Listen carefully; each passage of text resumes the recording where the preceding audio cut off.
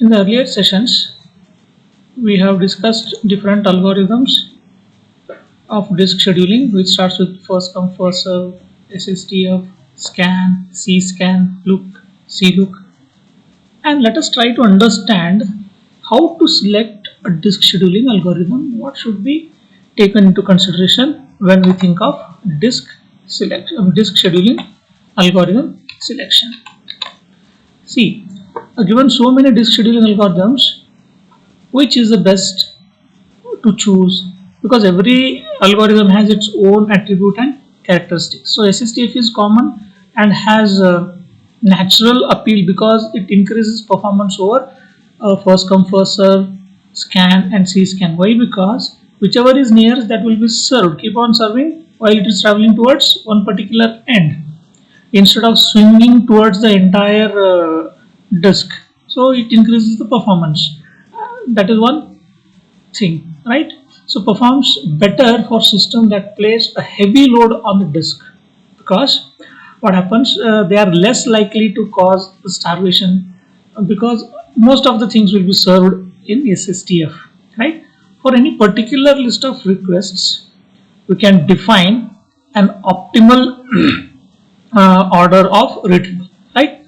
But the computation needed to find an optimal schedule may not justify the savings over whatever this SSTF and other like scan, right? With any scheduling algorithm, performance depends heavily on the number and the types of the requests. If it is varying and if it is, too many dynamic requests are happening, so every scheduling algorithm suffers a bit. For instance, let us try to understand. Suppose that the queue usually has just one outstanding request. Then all scheduling algorithms behave the same. If there is only one request, all algorithm will behave the same, right? Because they have only one choice of where to move the disk head, right? They all behave like first come first serve, right? So that need to be understood, right?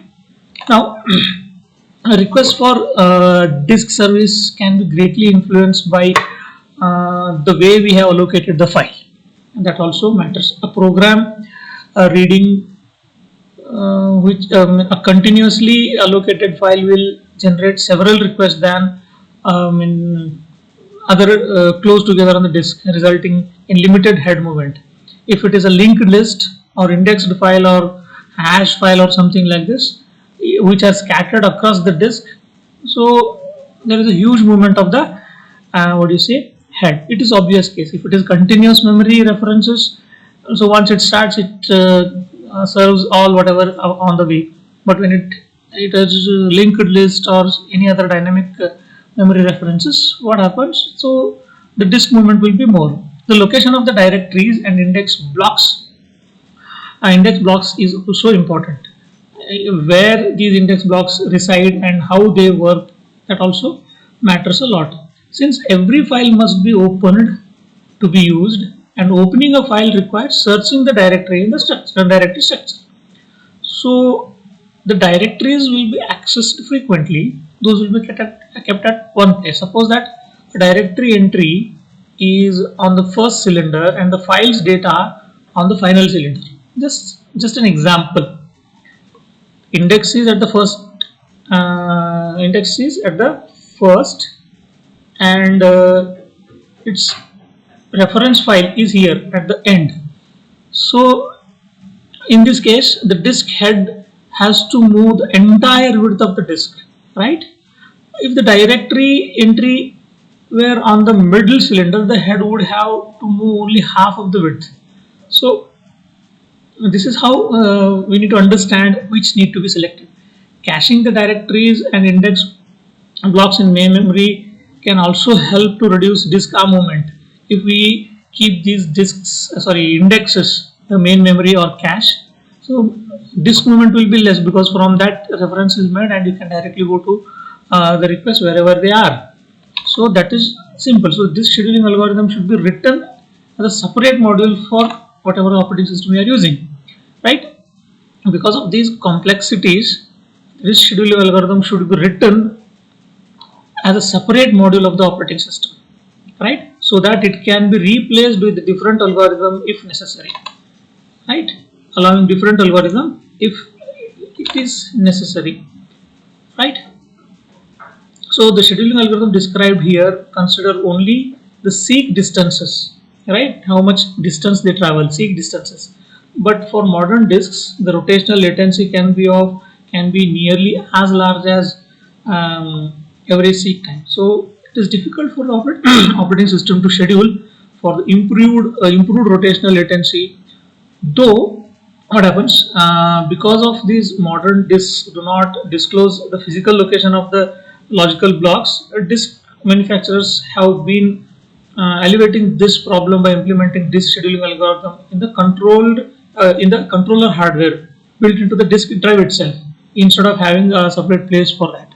So there are many criteria which need to be considered. If the I/O performance were the only consideration, the operating system would gladly turn over the responsibility of disk scheduling to the disk hardware. So in practice, it does not happen.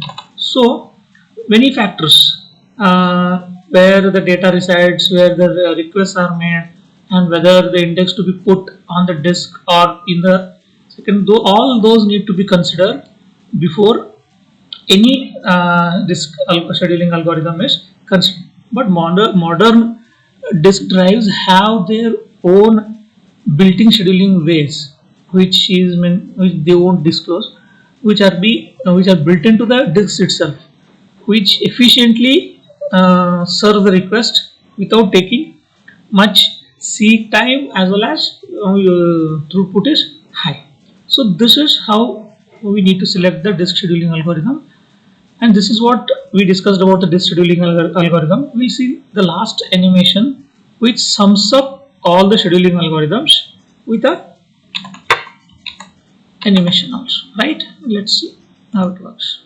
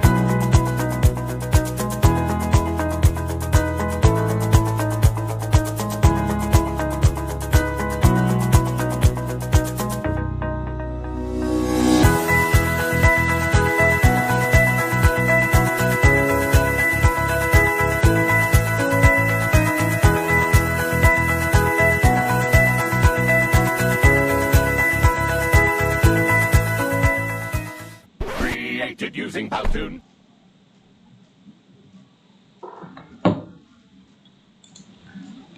I think that sums up the disk scheduling algorithms. We'll look at the next concepts, the next videos.